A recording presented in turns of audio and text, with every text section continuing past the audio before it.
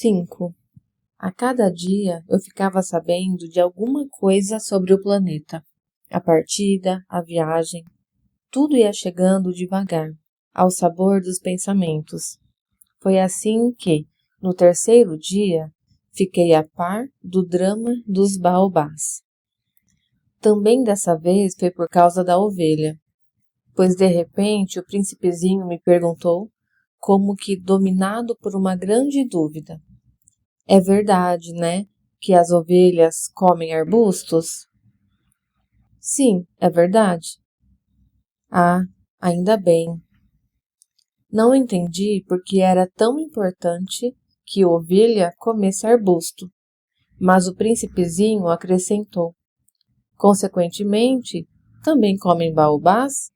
Observei ao príncipezinho que baobá não é arbusto, mas árvore do tamanho de uma igreja, e, mesmo que ele levasse consigo uma manada de elefantes, essa manada não daria conta de um único baobá.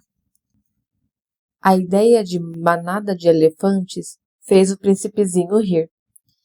Ia ser preciso pôr um em cima do outro, mas observou com sabedoria: baobá, antes de crescer, começa pequeno. Isso mesmo. Mas por que você quer que as ovelhas comam baobás pequenos? Ele respondeu: ora essa, como se tratasse de coisa evidente. Precisei de um grande esforço mental para entender sozinho esse problema. E, de fato, no planeta do príncipezinho, assim como em todos os planetas, havia capim bom e capim ruim. Portanto, semente boa de capim bom e semente ruim de capim ruim. Mas as sementes são invisíveis. Ficam dormindo no recesso da terra até dar na veneta de uma delas acordar. Então ela se espicha e primeiro manda timidamente para o sol um brotinho encantador e inofensivo. Se for um broto de rabanete ou de rosa, pode-se deixar que cresça como quiser. Mas, se for de uma erva daninha, será preciso arrancar a planta logo, assim que identificada. Ora, havia sementes terríveis no planeta do príncipezinho. Eram sementes de baobá. O solo do planeta estava infestado por elas.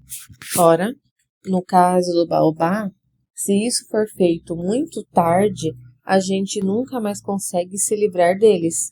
Abarrotam todo o planeta e o perfuram com suas raízes. E se o planeta for pequenininho e os baobás muito numerosos, eles os arrebentarão. É uma questão de disciplina, dizia-me mais tarde o príncipezinho. Depois de terminar a higiene pessoal da manhã, deve-se fazer uma higiene cuidadosa do planeta. É preciso cumprir regularmente a obrigação de arrancar os baobás assim que são distinguidos das roseiras, com que se parecem muito quando novinhos. É um trabalho muito aborrecido, mas muito fácil. E um dia ele me aconselhou a me empenhar em fazer um belo desenho, para pôr essa ideia direitinho na cabeça das crianças lá de casa. Se um dia elas viajarem, dizia ele, isso poderá ser útil. Às vezes, não há inconveniente em deixar o trabalho para depois, mas em se tratando de baobás, é sempre uma catástrofe. Conheci um planeta habitado por um preguiçoso. Ele se descuidou de 3 arbustos. E, segundo indicações do príncipezinho, desenhei o tal planeta. Não gosto muito de falar em tom moralista, mas o perigo dos baobás é tão pouco conhecido e são tão consideráveis os riscos que correria todo aquele que se perdesse num asteroide, que faço uma única exceção à regra. Digo, crianças, cuidado com os baobás. Se trabalhei tanto nesse desenho, foi para avisar meus amigos de um perigo com que eles convivem, assim como eu, há muito tempo sem perceberem. A lição que eu dava valia a pena. Talvez me perguntem, por que nesse livro não há outros desenhos tão grandiosos como o desenho dos baobás? A resposta é bem simples.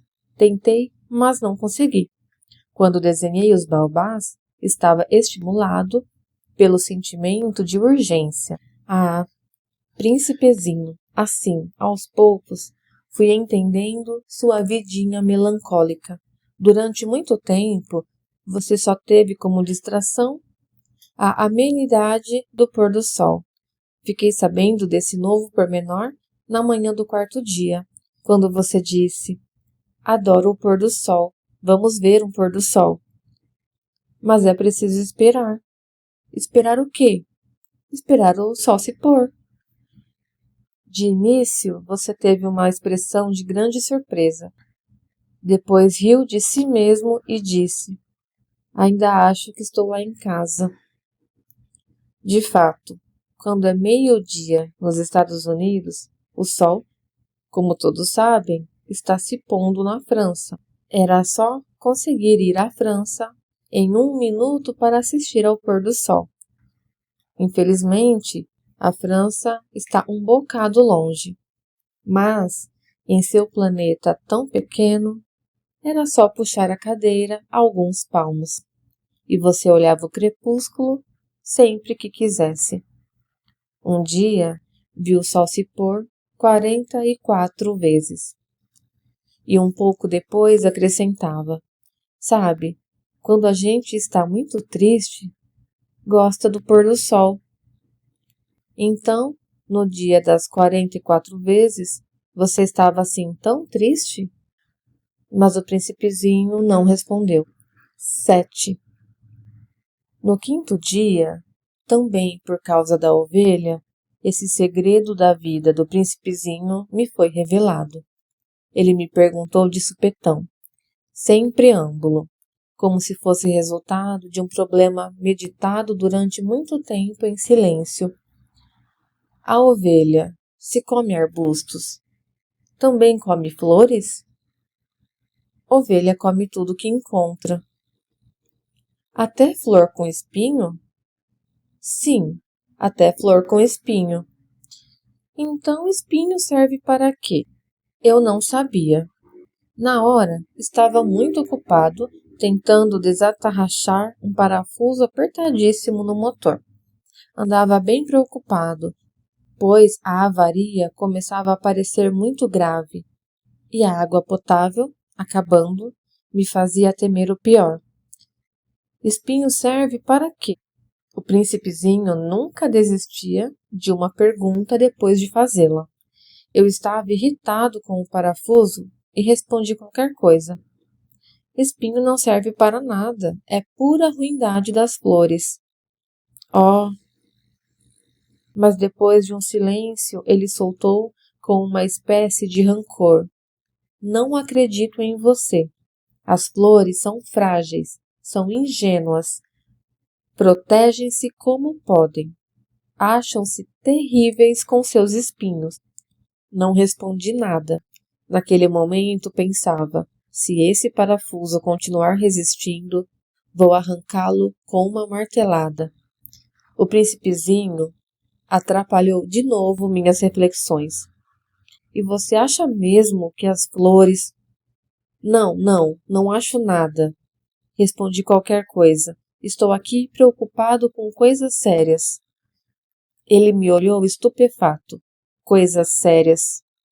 Ele me via de martelo na mão, com os dedos pretos de graxa, debruçado sobre um objeto que lhe parecia feíssimo. Está falando como gente grande. Senti um pouco de vergonha, mas, impiedoso, ele acrescentou: está confundindo tudo, misturando tudo. Ele estava realmente muito irritado, sacudia seus cabelos dourados ao vento.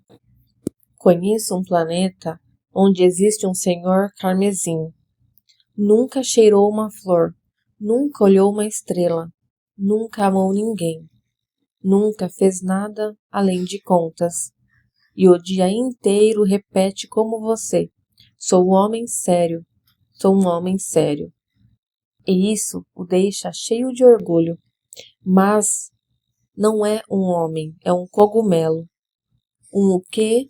Um cogumelo. O príncipezinho agora estava lívido de raiva. Há milhões de anos as flores fabricam espinhos. Há milhões de anos. Mesmo assim, as ovelhas comem flores. E não é sério procurar entender por que elas têm tanto trabalho para fabricar espinhos que nunca servem para nada? Não é importante a guerra das ovelhas e das flores?